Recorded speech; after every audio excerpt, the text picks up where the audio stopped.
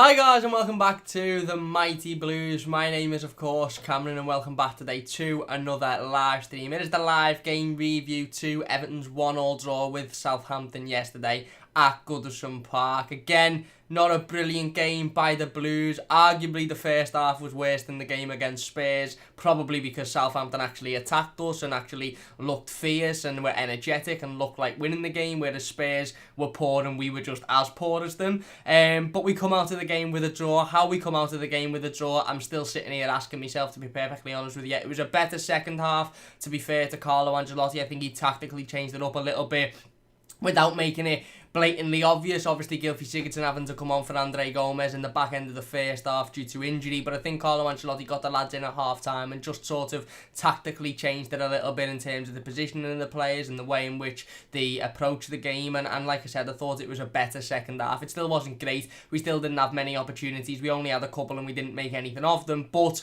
we weren't dominated as heavily in the midfield or at any point or at any part of the pitch in that second half as much as we were in the first half, because the first half was absolutely atrocious, and a piece of magic by both Lucas Digne and Richarlison, a piece of magic each, saved us from what could have been quite a heavy defeat in that first half. Southampton had a lot of opportunities. We're going to talk about them all in today's live stream. We're going to talk about VAR as well as the referee and their penalty that they were given, which the Premier League have now confirmed should not have been given a penalty, which means that Everton have now had 2 penalty decisions given against us through VAR, which have later been decided that they shouldn't have been penalties, and we've only had 1 actual penalty this season, so we've had more decisions go against us that shouldn't have than we've actually had penalties this season, which is quite embarrassing on behalf of the Premier League and this supposed league, which is meant to be the best league in the world. However, it's got the worst officials by an absolute country mile. But anyway, we'll talk about it. Let's go into talking about the first half then. So Carlo Ancelotti made a couple of changes to the side. Obviously, Mason Holgate dropping out, which we expected due to injury. Yerry Mina stepping in for him. Didn't really have an issue with that. In fact, I didn't have an issue with it whatsoever. There wasn't any other option for Carlo Ancelotti. Yerry Mina's done really well when he come on. He done well when he come on against Leicester. He done well when he come on against Tottenham, to be perfectly honest with you. He didn't have much to do defensively, but he was pushing the team forward. He looked energetic. He looked like he was playing positively. And then Anthony Gordon coming in for Sigurdsson on the wing. Anthony Gordon again yesterday, by the way. What a performance that was by young Anthony Gordon. One of the brightest players in an Everton shirt yesterday. I didn't think many Everton players had the top game. I think Anthony Gordon, Lucas Digne and Richarlison were probably the best players in an Everton shirt. But Gordon again from the first minute, picking the ball up, moving us forward, using his skill, using his energy, breaking forward, showing that he is the most creative player in that midfield and he should be starting week in, week out. And he's the first question. Whenever Carlo Ancelotti has a press conference now, whenever he has an interview now, Anthony Gordon's the first question that gets brought up. And he's not the first topic of conversation because he's young and he's in the Premier League and he's only just, come into the Premier League. That's a part of it, of course, but he's also a topic of conversation because people can see how good he is, people can see how talented he is, and people are asking about this young player who looks like he's going to go on and be a top player. And like I said, our most creative player by I think quite a stretch, to be perfectly honest with you, especially since the restart of the Premier League. And yesterday again started the game, dragged us forward, good on the ball, was winning fouls in positions that he knew he needed to, was breaking forward, like I said, couple of nice balls, couple of good opportunities as well. But anyway, we'll start from the start of the game, the first half. Like I said, Carlo Ancelotti made the changes. We go into a game with a midfield of Anthony Gordon, Tom Davies, Alex Iwobi and Andre Gomez. And other than Anthony Gordon, I think there was still that little bit of not annoyance, but that little bit of sort of worry about that midfield, because we've seen how poor we've seen how poor Andre Gomez has been in recent weeks. We've seen how ineffective Tom Davies has been. We've seen how ineffective Alex Iwobi has been. But again, I said it when the team news come out, and it'll be the same on Sunday when we line up against Wolves, and then probably a similar midfield is put out there. Okay, it mightn't have Andre Gomez in through injury, but it'll probably have Tom Davies and Sigurdsson in, or Fabian Delph and Sigurdsson, and it'll probably have Alex Iwobi in there again. And I'll say it every single time the team news comes out, is that Carlo Ancelotti does not have many options whatsoever. He's got the only options he's got, certainly in that centre of midfielders, are slow midfield players who are okay on the ball, but off the ball are completely useless. They're ghostly. They don't do anything. They don't move. They don't get about the pitch. And Southampton, looked on that, and Southampton, have clearly done their homework. And I think I said in the instant match reaction, we must be the easiest team to do the homework against, because all the teams have to do is watch Everton for 10 minutes and go, right, okay, these midfielders have got no energy, they've got no urgency, so every time they get the ball, get on them, pressure them, get on their toes, and every time you've got the ball, run at them, use your energy, use your pace, use your technical ability, and just run at them, because they'll be all over the place. And that's exactly what we were yesterday in that first half. We were dominated from basically the first minute until near enough the last minute. Richarlison obviously scoring in the last couple of minutes of the second half. It was an absolute embarrassing performance. And don't get me wrong, Southampton are in very, very good form, certainly away from home, and certainly since the restart of the Premier League, and they've got some good technical players. But it was like watching men versus boys yesterday in that first half. It really, really was. You'd think we'd turned up to the new camp to play Barcelona and just got our arse handed to us every single time Southampton attacked. They were coming, they were pinging the ball, the passing was on point. We couldn't get anywhere near them. The midfield were just basically irrelevant. They got through a couple of times and forced our defenders to throw the bodies on the line. And I think a big part of the reason as to why the defence come under a lot of pressure yesterday, and at certain times, Southampton broke through and probably could have had a couple more goals than what they did, is because, at 1 minute, our defence is looking up the pitch, and Dominic Calvert-Lewin and Richarlison are sitting comfortably, breaking their defence down and pushing forward. So the defence are probably sitting there going, right, okay, we can afford to just sit back a little bit here. And the next minute, the ball's in our area, because it just absolutely bypasses the midfield. We have no midfield. It's getting to the point now where it's not even we've got a poor midfield or our midfield's not good enough. It's literally getting to the point week in, week out where we're saying we have no midfield. There is 0 point in those players being there when we haven't got the ball, because the movement isn't anywhere near as good as it should be. They don't put pressure on players. They don't break the play down. They don't win any first balls. They're not throwing tackles in. They're not putting their bodies on the line. It's pointless them being there, and that's what we've seen in the majority of that first half. And like I said, Southampton had chance after chance after chance. I thought Everton started the game okay, to be honest with you. I thought the pace was pretty much even from the start. For the first 5 minutes, and I'll say 5 minutes because it was, I thought the tempo was pretty even. We had a little bit of the ball, the passing was okay, Southampton, and then as soon as Southampton started to realise, hang on, if we turn this up a level here, if we switch the energy on a little bit more, if we switch the pace on a little bit more, if we start to want it more, we'll walk through these, because these do not want it, and they haven't got the ability to turn the energy up. And that's what Southampton done. 10 minutes in, they turned the energy up, they were getting at us, they were chasing every ball down. Every time Andre Gomez had the ball, there was 2 or 3 Southampton players swarming and forcing him to make rash decisions, kicking it out, kicking it to just useless places on the pitch, giving it to them,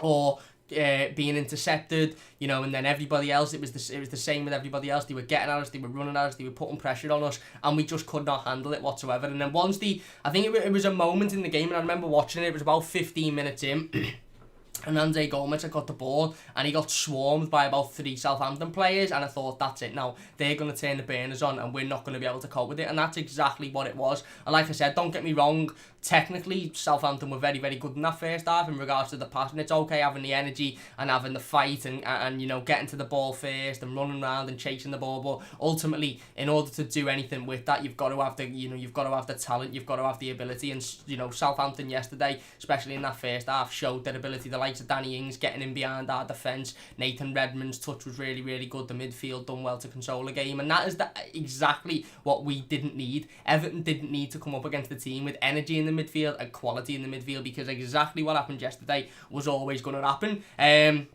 Southampton put the ball in the back of the net through a good piece of play. It's poor defending by Everton. We allowed the lad to get in. Luckily enough, he's offside. He's quite clearly offside. The flag goes up. VAR double checks it, confirms that it's offside. And we had so many wake-up calls in that first half, and we just didn't take any of them into consideration whatsoever. We had that situation where the lad obviously puts the ball in the back of the net. He's about 5 yards offside. That should have been a massive wake-up call for the squad. That should have been a massive, right, okay, we're getting overrun here. We need to change how we're playing, or we need to stop giving the ball away easily, or we need to take the tempo down. And when we've got the ball, it's either going to another one of a player in blue, or we're winning a foul. We're not giving it away easily. We're not just lumping it up the pitch. We're not feeling the pressure when we're getting swarmed. We're calming it down, and we're playing exactly like they did in the second half, because there was a very clear difference in the second half. And don't get me wrong, it could have just been, Duncan Ferguson going into that changing room and giving each and every single one of them an absolute bollocking, barring probably Richarlison and Anthony Gordon,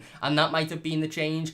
But it's more likely to have been Carlo Ancelotti tactically changing the game, and you've seen the levels drop, the energy drop. Southampton's energy dropped, and the second half was a lot easier for us. But like I said, the amount of wake-up calls we had in that first half that we simply ignored was embarrassing. We had that opportunity where Southampton put the ball in the back of the net. It was quite significantly offside. The flag goes up, VAR checks it, confirms it. That should have been, right, okay, we need to be on it now, because they're coming at us and they're coming at us fast and they're turning the burners on. They've found their pace in the game. We can't keep up with it, so how are we going to adapt to it? Are we just going to sit in and go, they're faster than us, so fuck it, we'll just see what happens? Or are we going to change to drop their levels down because we know we can't match it? So they had that. They had a couple of opportunities where they broke through very, very quickly. Like I said, they completely bypassed the midfield. It may as well not have been there. They got towards the sort of edge of the box. They were throwing shots away. I think Yerry Mina threw his body on the line at one point. Michael Keane threw his body on the line at another point as well. Luca Dean made a good sort of recovery where Danny Ings has got the ball and he's literally about to fire a shot away, and Luca Dean sort of steps in front of him and Jordan Pickford comes and collects. So we're under a lot of pressure. Not only have they missed their not only have they scored and it's been ruled offside, just tweeting the steam out, but they've had a lot of opportunities where they're hitting it on the edge of the box, or we're having to throw our bodies on the line, or they're really, really putting pressure onto us. They then get a corner, the corner comes in and it's aimed towards the sort of goal, and Jordan Pickford gets a touch on it. Ultimately, it's going in. Jordan Pickford gets a touch on it. It hits the bar, and then he gets another touch on it. So he saves it onto the bar. It comes back down, and then he pats it away. Again, second wake-up call. Right, okay, they've just nearly scored directly from a corner. If Jordan Pickford's body isn't there, or if his arms are in a different position, that's going in. Or if he doesn't get as clean a contact on the second attempt to clear it, when it comes off the bar and then he knocks it away, there's probably somebody there to put it in. Second wake-up call, right, this is twice within 5 minutes. They've scored an offside goal by absolutely playing past us, and it just so happens that the lad was offside, and they've very, very nearly scored from a corner. The ball's come in, they've hit the bar. We've been very, very lucky to escape that. Right, let's wake up now. No, typical Everton.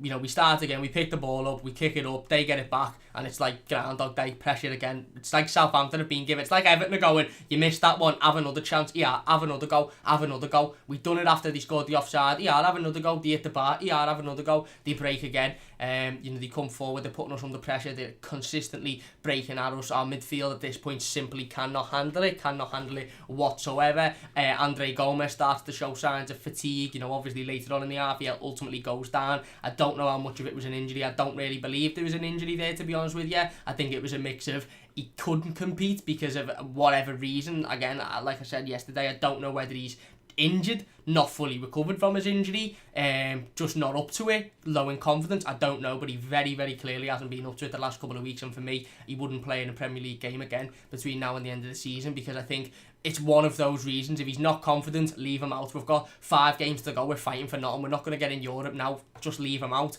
If he's injured, leave him out, there's no point in putting him in there. If he's just bad, then what's the point in putting him in there?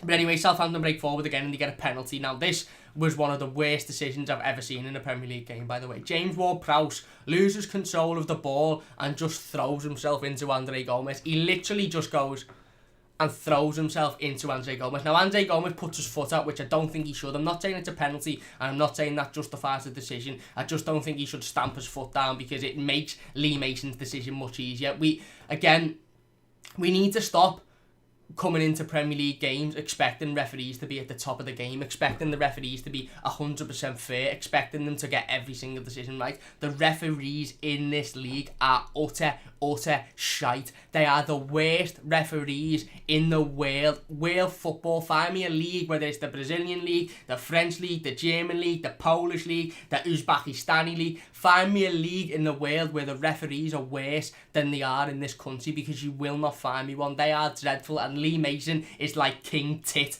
out of the shit referees. He's like, they've got all the shit referees there, and he's like the fucking shittest of them all.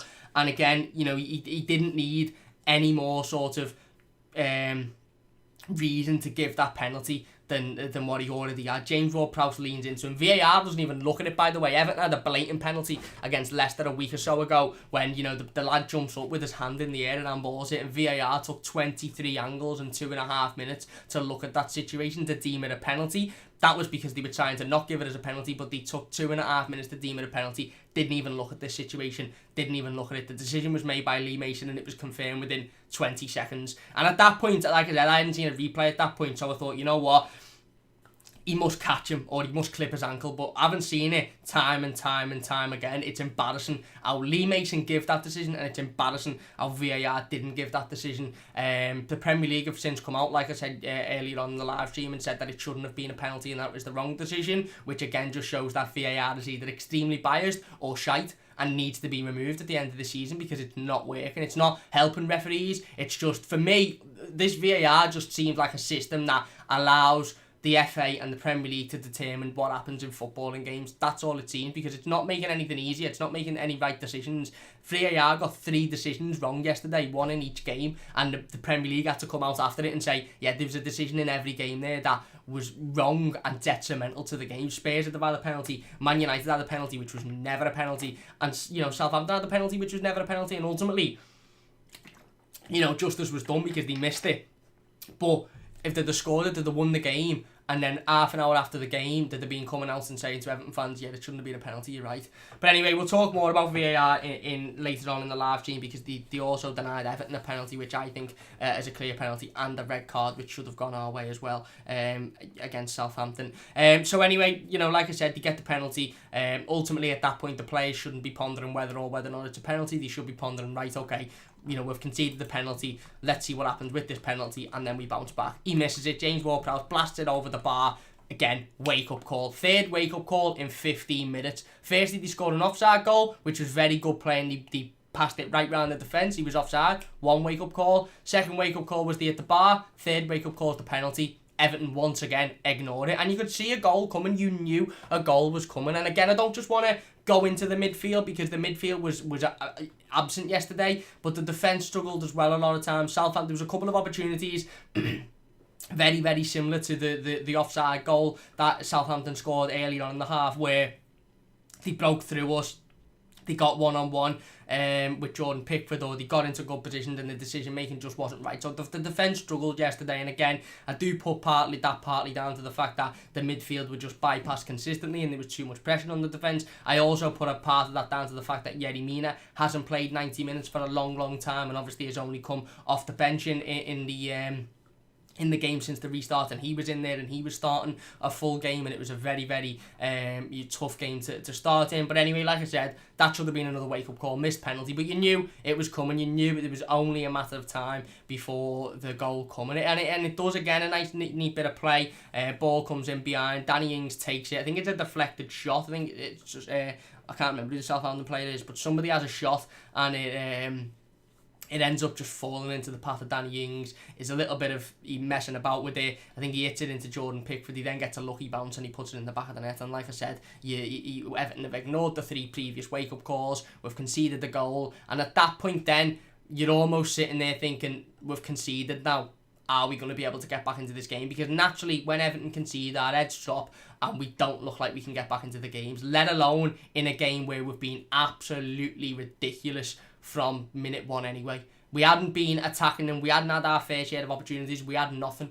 I don't think Dominic Calvert-Lewin touched the ball more than 5 times. I don't think Alex Iwobi touched the ball more than 5 times. We'd had nothing in the game. Like I said, our most impressive player at that point for me was Anthony Gordon by a country mile. He was the only player that was bringing us forward. Yes, everybody else was working hard. Dom was working hard. Richarlison was working hard. Luca Dean was working hard. But Anthony Gordon was the only one that looked a threat for Everton in that first half. Anyway, we conceded, like I said, Southampton continue to really assert their dominance in that first half. Nothing really changes for Everton, and all of a sudden, out of absolute nowhere, just before the goal, before I talk about the goal, Andre Gomes goes down with an injury, and he's replaced by Gylfi Sigurdsson. And I actually thought Gylfi Sigurdsson done okay yesterday, to be perfectly honest with you. I've sat here and again, I'm finding a pattern when I'm talking about Gylfi Sigurdsson and when I'm giving him praise, and that pattern is when he comes off the bench. Usually when Gylfi Sigurdsson start games, you can almost guarantee we'll all be sitting here at the end of it saying he was shocking, he had no involvement, he didn't get himself involved, didn't put himself about. The times when Gylfi Sigurdsson tends to have an okay performance is when he's coming off the bench, when he's almost got something to fight for, when he's almost thinking, hang on, I've been replaced here, I've got to show that I should be in this team, because when he starts, he's woeful. And don't get me wrong, he wasn't unbelievable yesterday. You know, within 5 minutes of him coming on, he shit out of another challenge, which I can only imagine Gary Neville was sitting in his house turning his hair out too. But from that point on, I thought he'd done okay. And again, I'm not going to sit here and rip him to bits. He wasn't brilliant. He wasn't effective in the game ultimately. So again, he can't get any more than if we're rating him a 7 out of 10, 6 or 7 out of 10, because he wasn't effective in the game. But he threw himself about a little bit. He put a couple of challenges in. He moved forward. You know, he put a couple of good passes together as well. He done more than he's done previously, which is an improvement, isn't it? Let's be perfectly honest. But anyway, Gylfi Sigurdsson comes on for Andre Gomes. Andre Gomes goes off injured, and ultimately, like I said, you know, a couple of minutes later, Gylfi Sigurdsson finds himself in a decent position. He passes the ball out to Luca Dean, and it's almost like Luca Dean thinks, fuck this, I'm not even looking in the middle of the park, because A, I can guarantee there's going to be nobody fucking there, and B, I can guarantee if I pass it to them, they're only going to go fucking backwards anyway. So Luca Dean plays an absolute peach of a ball. Well, you know, a fantastic cross over to Richarlison. First time, brilliantly weighted pass. Richarlison takes it down, hits it on the half volley, and all of a sudden, out of nowhere, it's 1-1. An absolute piece of magic by Luca Dean. The ball was weighted to perfection. It was world class, and the finish by Richarlison was world class as well. He takes it down, he volleys it first time over McCarthy, and it's 1-1. And all of a sudden, you're sitting there thinking, how are we going to go into half time here 1-1? How are we not losing this game? Not only have we been dominated for the entirety of it, Southampton have had a penalty that they've missed, they've had a clear-cut opportunity, they've hit the bar, they've had other opportunities. We've had fuck all in the game, but we're going to go into this game level because of that one piece of magic by Luca Dean and Richarlison. And I'll stress this again, and I stress it constantly. The reason as to why Dominic Calvert-Lewin and Richarlison are struggling so much at the moment, and it's the reason as to why Moise Kean will struggle when he plays, you know. Sorry, we will get into the live comments in just a moment. By the way, if you're enjoying this team so far, please do hit that like button. It does only take a second. But the reason as to why Moise Kean struggles as well when he comes on, he come on for 20-25 minutes yesterday and couldn't really impact the game, is because there's no creativity there. There's nobody feeding him. There's nobody playing the ball into him. And that's why Richarlison and Dominic Calvert-Lewin are struggling at the moment. It's because they've got no service. There's absolutely no service from that midfield. Like I said, our most creative player, our most attacking player is Anthony Gordon, and he seemed to be the only one yesterday, as he seemed over the last few games to be the only player giving service to anybody or attempting to give service to anybody.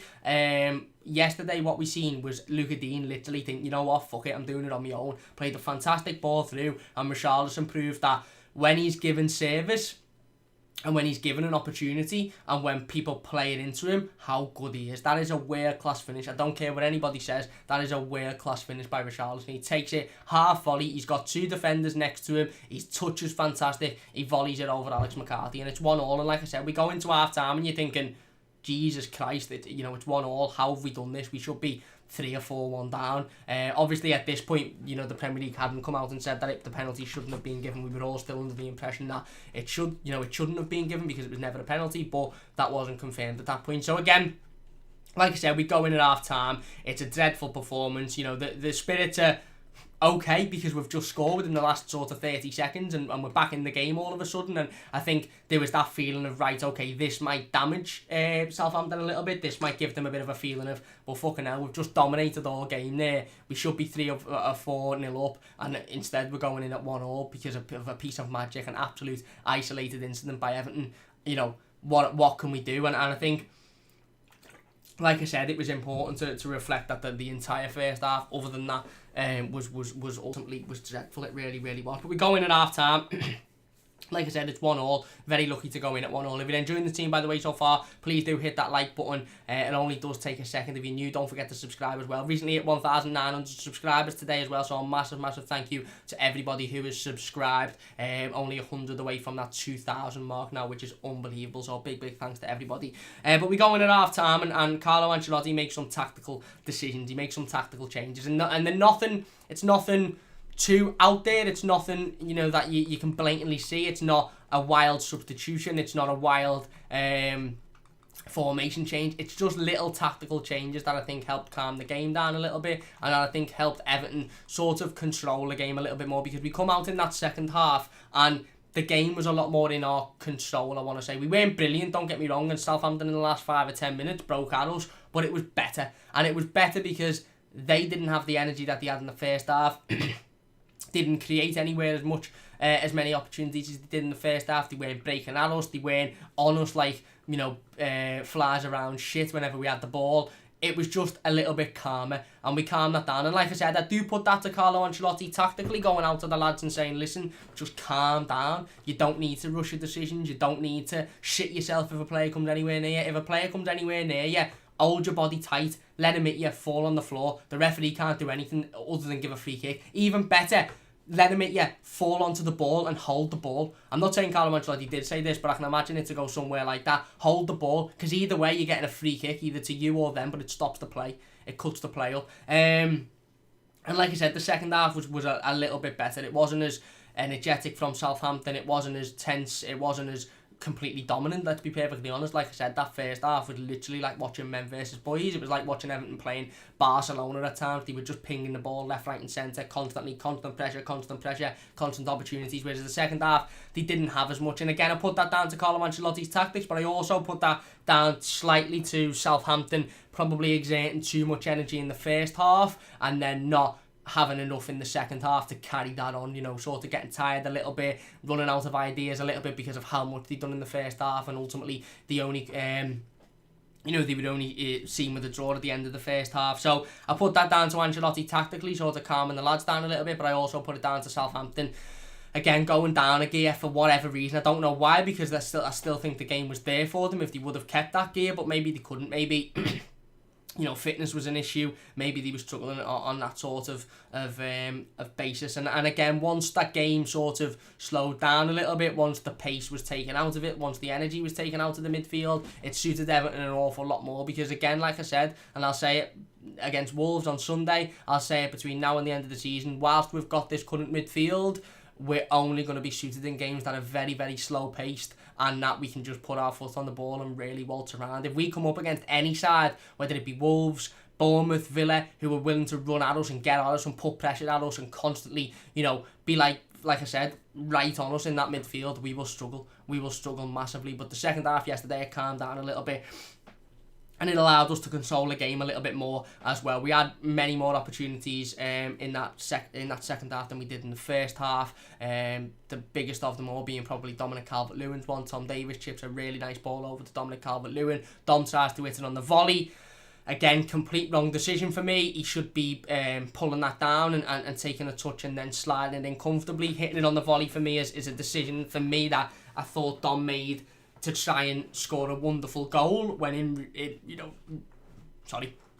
realistically, he should have been just trying to score a goal rather than looking at the lights. And I understand when a ball's coming towards you, you know, in that situation, and you're a few yards away from goal, and you think, right, okay, I could get a neat volley on this and I'll be able to get power, I'll be able to, you know, score a fantastic goal. I get where he's coming from, but in that situation, obviously, Dom hasn't scored since the restart of the Premier League, so his first priority there should have been to bring the ball down ultimately and to, you know, take a touch and then slot it, which I think would have been the better decision.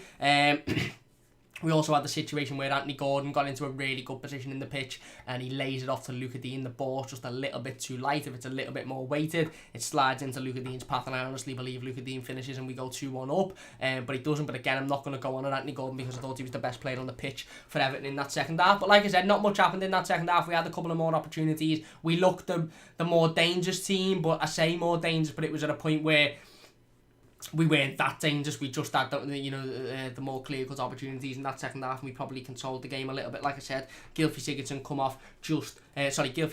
on just before the second half and looked positive in the second half. He threw a couple of tackles in. When he got the ball, he used it well. His passing was good. He tried to bring the game forward. Off the ball, again, you get what you get with Gylfi Sigurdsson. Off the ball, he's not going to chase people. He's not going to throw himself into every second ball. He's not going to work. Well, I don't know whether he's not working hard or he just simply can't do it, but he's not gonna do that. But on the ball, I think, you know, he was okay yesterday. And like I said, you know, we had those opportunities that we should have done more with, and I think this is people's issue, certainly with Dominic Calvert-Lewin. I love Dominic Calvert-Lewin, and I'm not gonna sit here and I'm not gonna slate him overly, because I think he's been very, very good this season. And since the restart, you know, okay, he hasn't scored, but let's be honest, he hasn't had many opportunities.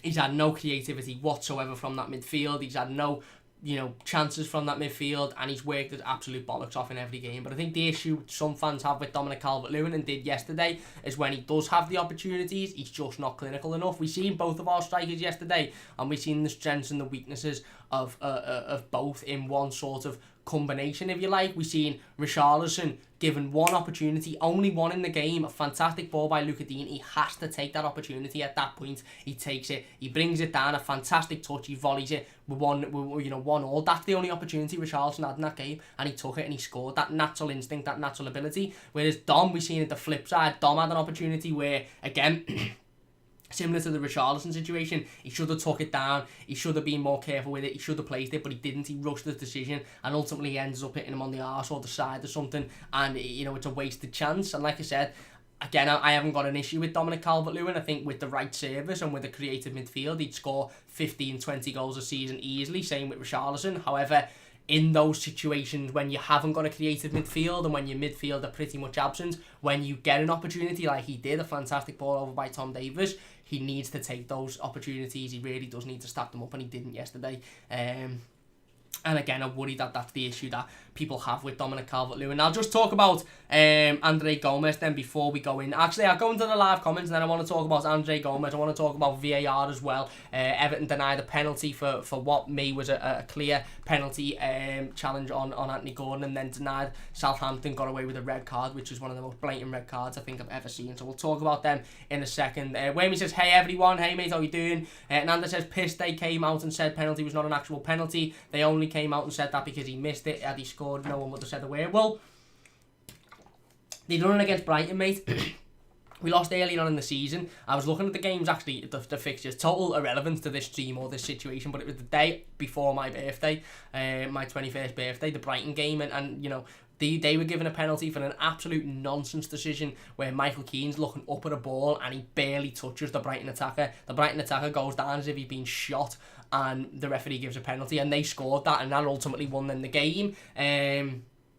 And then the Premier League come out after it and said, yeah, that was the wrong decision, it should have been a penalty. So again, they've done it now. They've done it twice with Everton this season. And it's not so much, for me with VAR, it's not so much in that situation specifically, the fact that they come out and they say, it's, you know, we got that wrong, it wasn't a penalty. That's annoying, and that's disgraceful, and that shows that the system isn't working, or rather the people. And when I mention VAR, because I've seen a couple of comments on it in the live comments, which I will get into in just a second, but when I mention VAR, I mean that the entirety of it. I know VAR is just a video assistant system. I know it's just technology, and I spoke a couple of months back in a video about VAR just being technology. I understand it's the knobheads that sit behind the screens, it's the incompetent officials that shouldn't be doing that job because they simply cannot do it, that are at fault for it. But so when I talk about VAR, I'm talking about those officials, I'm talking about those bodies in that room looking at that. I'm not talking about an automated system, because I know that's not how it works. But like I said, my problem isn't as much as with, you know, well, it is as much as with, right, we're given a penalty and it wasn't a penalty. But in that specific situation yesterday, they didn't even look at it. They didn't even bat an eye at it. The decision was made within 10 seconds. And that was what made me sort of think, well, okay, it must be quite clear cut, because I'd only seen it once, and it was in real time when before the VAR decision was made, and I thought, right, that's not a penalty. And then when the decision was made, I thought, well, I'm going to have to see it again, because they haven't even taken a minute on this. They've taken literally 30 seconds and probably one or two angles to decide whether or not it's a penalty or not. So there must be some clear contact. And then you watch it over and over again, and you realise that's a disgraceful decision. That's either shocking refereeing, and whoever has made that decision, both Lee Mason and whoever was the VAR official shouldn't be refereeing games of football again, because they very clearly can't. Not only that, how a VAR looked and made such a quick decision on something that they can then come out, you know, half an hour later and say, oh, that shouldn't have been a penalty. Surely if there's that sort of worry about it, or not worry, surely if there's that feeling that it may or may not be a penalty, if there's that sort of, middle ground grey area, they should have been looking at it for more than 20-30 seconds. Surely it shouldn't have been, right, okay, that's a penalty, because that to me says they've looked at it once, they've seen from one angle, and they are 100% confident that that's a penalty. How they can then come out an hour later and go, it's not a penalty? If they'd have looked at it 26, 27 times and took 3 minutes and then give it and then come out and said, right, it's not a penalty, I'd say, well, I'm pissed off because you've looked at it that many times. But then I'd also say, okay, you've probably been looking at it and you've given a decision and then you've said, actually, that's not the right decision. But they made that decision so quick, which makes me think they were so adamant it was a penalty at the time. How did they get that wrong? Wormy says they've said 3 things were wrong by VAR for 3 last night. VAR is doing great. Well, again, like I said, it's not the tool itself, it's the people that are controlling the tool. It's the tools that are controlling the tool. I think that's what I quoted it a couple of months ago. It's not the actual tool, it's the tools that are in control of the tool. Hernandez says, Cam, you're awesome, thank you very much, mate, really appreciate it. He says, not sure how you find it in yourself to do videos after performances like yesterday. Most of it was bad. Well, we sit here and we review every game, don't we? Even the worst of the worst. And yesterday was poor. It was poor. Again, like I said, the first half for me, I think is up there with one of the worst halves of football I've seen Everton play this season. We were just completely dominated on every single element of the pitch. The second half was marginally better, which was a little bit more convincing, because it shows that something had been said at half-time by Carlo Ancelotti and there've been changes there, but that first half was utter disgraceful. If you're enjoying the stream, by the way, please do leave a like, only takes a second. Wormy says, just need to have a good sense of humour, 4 more games on Andes, then the big rush comes out. Yeah, like I said, again, for me at the moment, and I'll talk about it in the in the game preview to the Wolves game, which will be out a little bit later on today. It'll probably be a bit late, but it will be out tonight. I'm going to talk about the fact that we just need to get this season over with now. I don't think we're going to finish in a European position. It's still feasible, but I don't think we're going to finish in a European position, certainly not with that midfield. So let's just get the season over and done with. Let's go out there, play the remaining games, and move on, because I just really don't think that we've got much to play for now. Where are we then? Women says, hit the like, guys, if you could. It mean a massive amount to me. Lewis says, sell the whole midfield. I hope you don't mean including Gordon there. Women says, we need an entire Gord says we need an entire new midfield. I agree. David says, who would buy any of them? Exactly. Women says, 1 goal last night proved your point. Cam Dean just went, screw this, here you go, Richie lad, have a crack. Exactly, and Richarlison took his chance, and that's my worry with Dom at the moment, is that Dom doesn't take those opportunities, and Richie does, and I think Dom needs to get to that level that Richarlison's at, where if he gets one chance, he scores it, and there will be no question then around Dominic Calvert-Lewin. If Dominic Calvert-Lewin takes that chance at 1-1 yesterday and scores, then I'll be sitting here saying, do not question Dominic Calvert-Lewin, because he's had no service, and when he's had the service he's provided, like we're all sitting here saying, you cannot question Richarlison. But again, that's sort of the worry, isn't it? Doswich says, hey, Wormy, I'm punctual for once. Doswich says, well, not today yet. Sonny says, who do you guys want in the new midfield next season? A creative midfield player, somebody that is going to create for the attackers, somebody that is going to feed the attackers, and then as well as that, I want mobile, strong, physical midfielder, somebody like an Idrissa Gana Gueye. Obviously, we're not going to get Gana back, but he was previously at the club. Boubakary, Samari, Ibrahim Sangare, players like that. Wormy says, we have a midfield full of unicorns. It's not getting better till we get new players. Exactly. James says, hi Cam, you alright lad? Pickford, awesome saves, much better. What a goal from Richie yesterday. Again, Europe, hopefully next year. Now Carlo will sort this team out. I hope so, mate. I really do hope so. Jordan had an okay game yesterday. Didn't do anything wrong in my opinion. Sonny says, hopefully James, something needs to change in the midfield. We have to challenge for Europe and eventually trophies. Wormy says, your opponent VAR. Dosbrick says, maybe ask about Tolisso at Bayern. He's been injured for a while and not been playing this season, but he's a player who can get forward and score goals on the midfield, available on the cheap. Maybe, potentially. James says, shocking ref, don't know where to start. It isn't him, it's a mess. The teams to try and stand against it or something can't carry on like this. And when he says, wake Gilfie up, the ghost. Well, listen, yeah, and again, like I said, I don't want to sit here and blame the referee for yesterday's performance, because ultimately we were dreadful. we were dreadful yesterday, and it wasn't all the referee's fault. The first half wasn't the referee. The penalty was. The penalty was a disgraceful decision, but us being overrun in the midfield, us being dominated in the midfield wasn't the referee's fault. But talking about VAR anyway, moving on to talk more about the game then. So like I said, the second half, we had that opportunity. Dominic Calvert-Lewin, as he chips the ball over, Davis chips the ball over. Dom should do a lot better. And again, we're breaking forward. We're probably the more attacking team. It's nothing like, oh my God, we're going to score a goal. It's just little bits here and there that we're breaking forward and we're creating a little bit more than we did in that first half. Obviously, Carlo makes a couple of substitutions. Moise Keane comes on. Jabril Sidibe comes on. I thought he done okay as well. But again, two clear situations that I think raised my eyebrows a little bit. One involving Anthony Gordon. Anthony Gordon runs into the box and gets shoulder charged. Now, Alan Shearer, who by the way was 100% adamant that the Southampton penalty was a clear penalty and there was no conversation in it, again, shows that he hasn't got a clue what he's talking about, said that this was a shoulder charge and there was nothing in it and that it wasn't a penalty. To me, the way I looked at it, the lad comes across, yes, it is sort of shoulder to shoulder, but he also wraps his foot around Anthony Gordon and he gets nowhere near the ball and he causes Anthony Gordon to fall over. If you are defending and you are in the box and you wrap your foot around the player, cause said player with the ball to fall over and you don't win any of the ball, I simply do not see how that is not a penalty, especially in a world where we're giving penalties for players falling over, and in the United game yesterday where they're giving penalties for players who were stamping on other players' legs.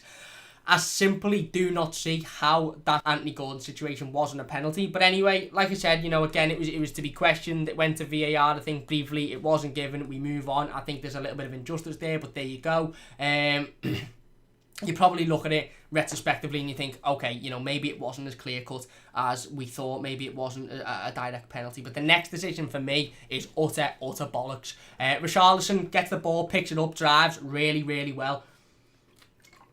It's a fantastic drive by Richarlison. It really, really is. He breaks forward. He pretty much takes on everybody in the vicinity. And he gets sort of one-on-one with the goalkeeper. And a defender whips him up from behind. Now, the argument that, again, biased Alan Shearer, who very clearly hates Everton Football Club, tried to make yesterday, was that Richarlison was going away from goal. Now, technically, he probably was going away from goal a little bit because he was going to the left-hand side.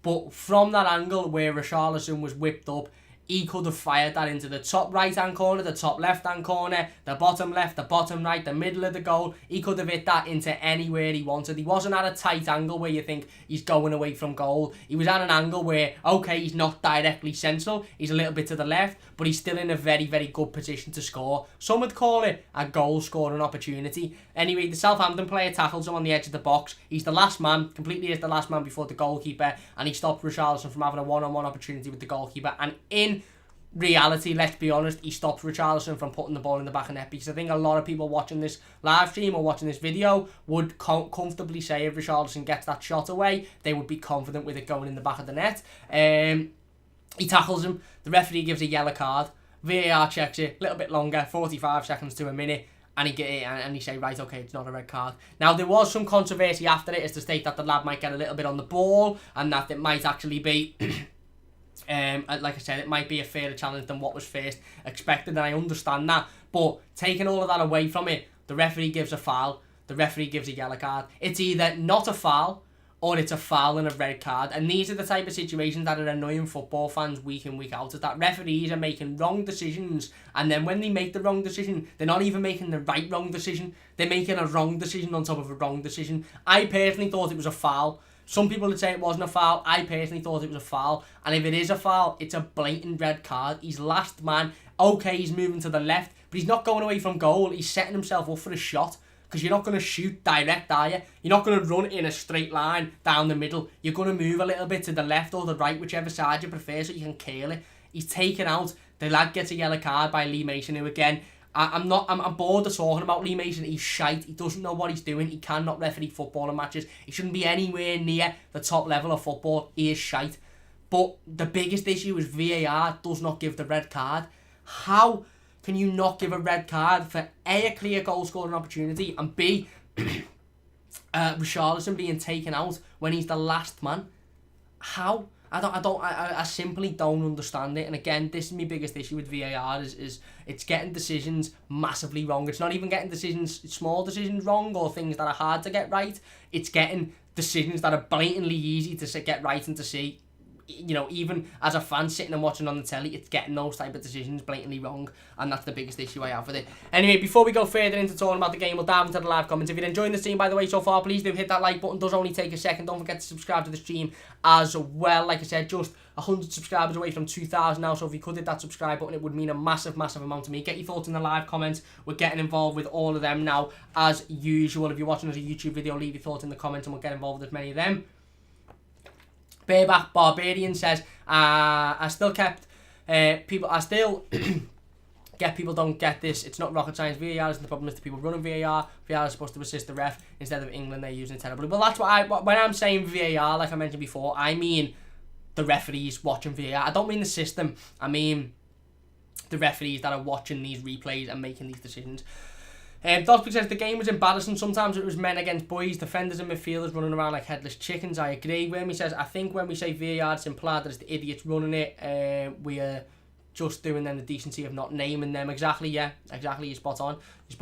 James says, can Everton's problems be because of the team hasn't looked fit since the days of David Moyes? Well, fitness is another thing I want to talk about before we end the stream. It's actually the last thing we're going to talk about after we get back into the game. Carlo Ancelotti come out today in his pre-game press conference to the Wolves game, which we'll talk about, like I said, in the preview a little bit later on today. And he said that the fitness isn't 100%. He said that the physicality isn't 100%. He said that some players are looking a little bit more tired than they should be. And I think you can see that on the pitch. You can see the likes of Gylfi Sigurdsson isn't looking as fit as he probably should be. Andre Gomes looks nowhere near as fit as he should be. Tom Davies looks nowhere near as fit as he should be. So we're seeing those issues, and Carlo Ancelotti is confirming those issues. I think fitness as a whole in the last sort of 6 or 7 years, I don't think any Everton team has been as fit as they were in those prime David Moyes days, because in those prime David Moyes days, Everton would go out and would give 110% week in, week out, and would leave every bit of blood, sweat, tears, everything on that pitch at Goodison Park, whereas now they just don't do it. And that's,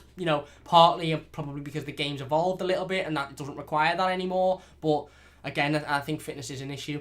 James says, I can tell human error from a ref on a line, but VAR, we have a screen, something has to change. At least the ref has to look at it himself and scrap it. Yeah, I agree. Gord says we need a complete rebuild of the squad. Spot on, mate. Jeff says, good afternoon, fellow manic depressives. Being an Everton fan is not as much a pleasure. It's more like I don't even know how to say that word. Totally outplayed by Southampton. We were in the first half, you're right. Wayne says, yeah, so far, for instance, Barbarian, when a player dives onto a defender's chest and ref gives a pen, that VAR should say no. You got it totally wrong there, ref. Exactly, they should, but again, I think the egos of the referees in this league are utterly shocking as well. Where are we then? Barback says exactly that EPL refs are trying to make VAR fail on purpose.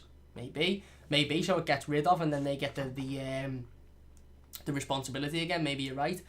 Hernandez says I should become a Premier League ref. I can make disastrous mistakes and won't ever have it to explanation and get handed even more job to do so. And my bosses are the ones that will apologise. There you go. Bareback says the bosses of the EPL refs are former EPL refs, so it's basically an all boys club. These horrible, that's why they chose him for the last World Cup. Spot on.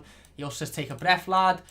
Sonny says we need to think positively under Marco Silva. We would have lost that game. Slowly but surely we're making progress. A good transfer window in the summer and we can do well next season. I agree, we are making progress. We are, because again, it's important that we do make that progress, and I think we are. Uden says, what's wrong with Andre Gomes? I think I don't know, mate. I don't know. I wish I had the answers. I really, really wish I had the answers. And Paul says, we can't blame the refs' dodgy decisions as much as we like, but the fact the first half we looked totally off the pace and the second half wasn't that much better. Exactly, and yeah, just to summarise the stream, then we'll finish it up. Again, I agree completely. Listen, we cannot blame the referee yesterday. Listen, Everton were poor again yesterday. We were really, really poor. The first half was dreadful, absolutely dreadful. We were battered from pillar to post. They dominated the game. It was like men versus boys. They were fast, they were energetic. And again, I have this massive worry now between now and the end of the season, until we can recruit new midfielders, until we can bring new players in. I just have this massive worry that Everton are just going to get overrun in the midfield constantly because teams know if they come with a little bit of energy, if they come with a little bit of urgency, they'll beat us. They'll beat us. It's as simple as that because we just get overrun far too easily. I think fitness is a massive issue. Carlo Ancelotti spoke about it today. Like I said, we'll speak about it more in the game preview to the Wolves game. And I think something needs to change because that wasn't good enough yesterday. It wasn't good enough by any stretch of the imagination. And listen, we need to improve. Dodwick says, I'm not blaming DCL. Sure, he's an elite poacher, but we haven't managed to replace Lukaku since his departure. Elite finishes are obviously extremely rare. We are very lucky to have Richarlison. I agree, spot on. And again, I'm not blaming Calvert-Lewin. I just think he maybe needs to be a little bit sharper in front of goal. Anyway, that's going to do it for today's live stream. If you have enjoyed, please do hit that like button. It does only take a second. If you're new to the channel, don't forget to subscribe as well. Really do appreciate all of the support. We're flying towards 2,000 subscribers now, just 100 off. So if you could hit the subscribe button, it'd mean a massive amount to me. Get the live stream share, get the video share. Let's get as many people involved as possible. Big thanks to everybody in the live comments as per usual. Really do appreciate it. If you're watching as a YouTube video, leave your thoughts in the comments section down below. We'll be back a little bit later on today. It won't be live, it'll be a video, but we'll be back a little bit later on today with the game preview ahead of Sunday's game against Wolves. And then of course on Sunday we'll have the player ratings, instant match reaction and all of that good stuff. Listen, we need to step it up because I think Wolves will have watched that game yesterday and thought, right, okay, Ruben Neves, the likes of Jimenez, Jota, just put pressure on them, just chase them, run at them, get involved, and they will flap. And I honestly hope that we approach the game massively differently on Sunday, and you know we're more energetic. And if Carlo does need to make changes for fitness, make the changes because I think that's you know I think that's massively needed. That's just checked Sangare stats. Played almost every game in a relegated blue side. Maybe he could be a similar Garner type of player. Looking worse in a horrible side than he actually is. Spot on. I was just about to say like Garner. And David says would be a good player, does, but who knows who we'll be looking at last time we got a Wilby and Delph. There you go. If you enjoyed the scene, please do hit the like button. It does only take a second. Don't forget to subscribe to the channel if you're new as well. Like I said, we'll be back a little bit later on today with the live game preview to the Wolves game. So look out for that one. Give my predicted starting 11 and all of that good stuff. Big thanks for watching once again. Massive thanks to everybody for getting involved live. If you're watching the YouTube video, leave your thoughts in the comment section down below as well. We'll be back soon. Big thanks for watching, and I'll see you soon on the Mighty Blues.